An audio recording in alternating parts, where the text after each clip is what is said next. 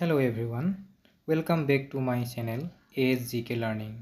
আজি ভিডিঅ'ত পুনৰ গ্ৰেড 3 আৰু গ্ৰেড 4 এক্সামৰ বাবে আৰু আসাম পুলিচ এক্সামৰ বাবে ইম্পৰ্টেণ্ট জিকে পাৰ্ট 3 লৈ আহিছোঁ। আহকচোন ভিডিঅ'টো আৰম্ভ কৰোঁ। কুৱেশ্যন নম্বৰ 1, অযোধ্যাৰ ৰাম মন্দিৰৰ মূল গম্বুজটোৰ উচ্চতা কিমান আছিলে?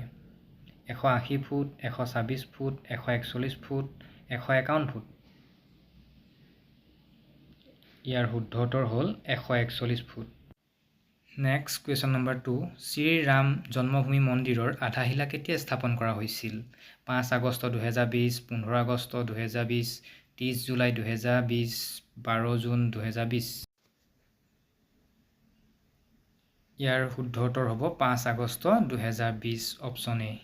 নেক্সট কুৱেশ্যন নম্বৰ 3, বুদ্ধদেৱে প্ৰথমে ক'ত ধৰ্মবাণী প্ৰচাৰ কৰিছিল? A Gaya, B Rajgriha, C Patalpur, D Sarnath. ইয়াৰ শুদ্ধ উত্তৰ হ'ল D Sarnath. Next question number 4, Harsh চৰিত্ৰৰ লেখক কোন আছিল? বাণভট্ট, কালিদাস, বিশাখাদত্ত, কৌটিল্য। ইয়াৰ শুদ্ধ উত্তৰ হ'ব অপশ্যন ক, Banabhatta. Next question number 5, Maibang চহৰ কোনখন নদীৰ পাৰত অৱস্থিত? ক বুঢ়ীদিহিং, খ দিচাং, গ দিখৌ, ঘ মাহুৰ। ইয়াৰ শুদ্ধ উত্তৰ হ'ব ঘ মাহুৰ। নেক্সট কুৱেশ্যন নম্বৰ 6, শ্বিলং কেতিয়াৰ পৰা অসমৰ ৰাজধানী হয়? ক 1850 চনত, খ 1856 চনত, গ 1874 চনত, ঘ 1870 চনত। ইয়াৰ শুদ্ধ উত্তৰ হ'ব গ 1874 চনত।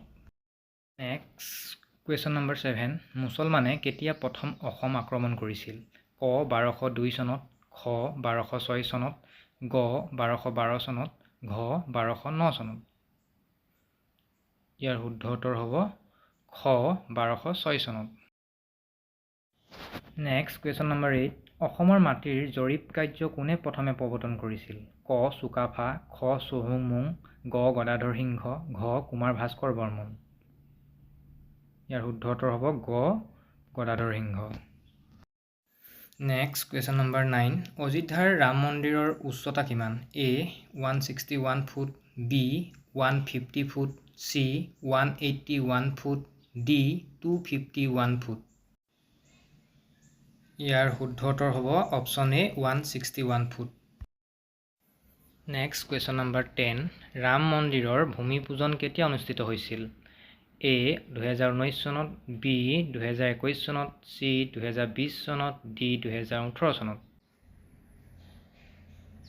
ইয়াৰ শুদ্ধ উত্তৰ হ'ব অপশ্যন C 2020 চনত। নেক্সট কুৱেশ্যন নম্বৰ 11, উত্তৰ প্ৰদেশৰ বৰ্তমান মুখ্যমন্ত্ৰী কোন? শিৱৰাজ সিং চৌহান, নীতিশ কুমাৰ, উদ্ধৱ ঠাকৰে, যোগী আদিত্যনাথ। এই প্ৰশ্নটিৰ উত্তৰ আপোনালোকে কমেণ্ট কৰি জনাবচোন। আৰু যদি ভিডিঅ'টো চাই ভাল পালে লাইক এটা কৰিবলৈ নাপাহৰিব।